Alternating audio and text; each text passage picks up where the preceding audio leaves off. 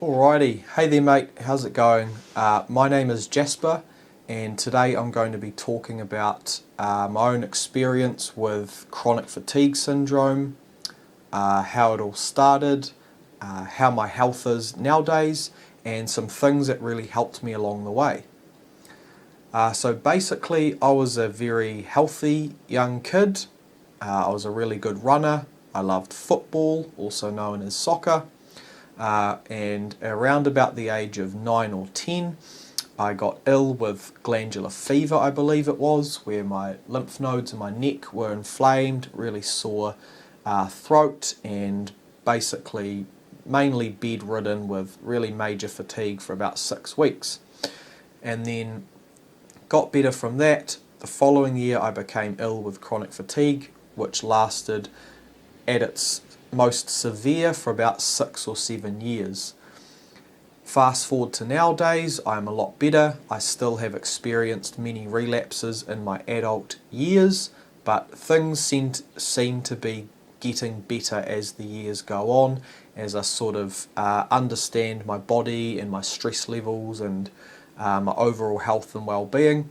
And nowadays I'm back into running. I love endurance training, ultra marathons, obstacle course racing, and things are looking really good. Things are very positive.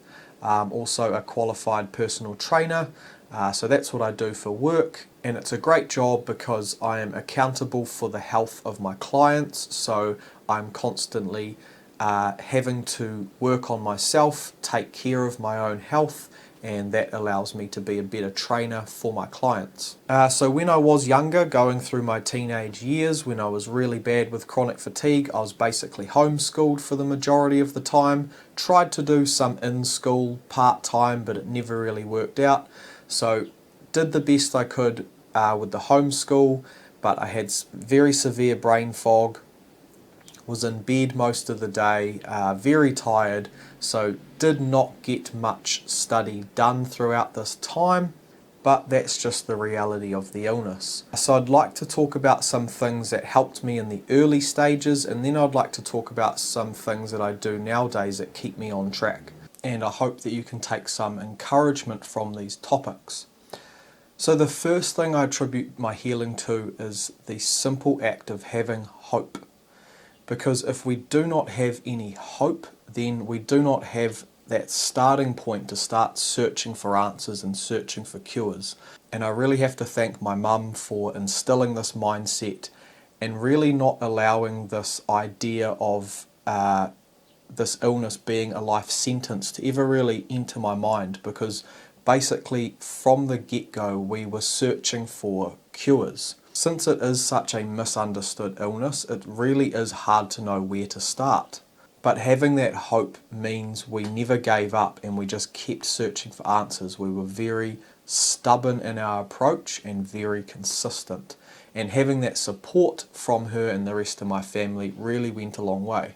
And I understand that hope is not necessarily a very tangible thing, and it can be something hard to acquire. But listening to people like Dr. Bruce Lipton, for example, was a very valuable resource for me, which supplied some positive scientific backing and understanding to how our mentality can shape a lot of our well-being. And so that really helped in the early stages. And sort of tying into this topic of hope, I sort of started thinking of this illness as a life test for me. And because I was committed to becoming well and getting over this thing, it started to build some resilience, and it made me ask questions that I would not have asked if I was not sick.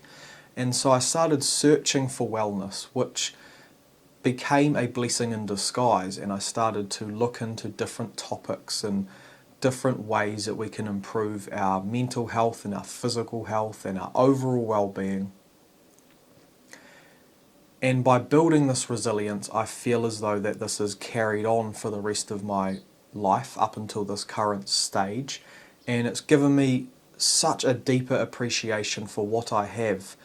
If I'm out running, for example, and if I'm struggling, then all I have to do is go back to those days and remember where I came from and remember how hard it was when I was very sick, and that addition of appreciation is something that I know I can hold on to for the rest of my life. So I think that's very special, and so it's very important just to not give up hope, because like I said, I believe that is the first step towards getting better. If we don't have any hope, then we're not going to be searching for answers and searching for cures. So it's a very powerful thing. And when we search for hope, then that is when these answers will start to present themselves in different ways in our lives. It can change the algorithm on the information that we receive day to day. So I think it's a very powerful practice, and looking at it as a test of character and resilience is a very positive thing, I believe. And another thing that really helped me out in the early stages was having a healthy distraction. I had some creative outlets that helped me when I was very sick. I really loved rap music when I was younger, and I still do. And so I would write my own rap music. Sometimes I would write poetry. I loved Dragon Ball Z and other cartoons when I was younger, so I'd draw the superheroes that I wished I could be. And it sort of allowed my imagination to take me to a happy place for a moment in time, and it gave me something that I could feel proud of, and it made me feel more capable. Because when you are very ill, it can be very draining on your own self-belief and your self-worth.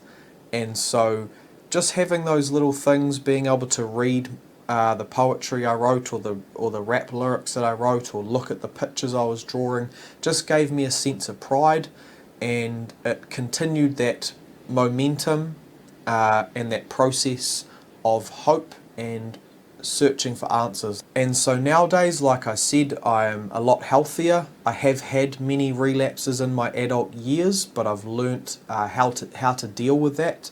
And a lot of the relapses come from a lot of stress. So ways that I deal with my stress is I have healthy exercise habits and movement habits.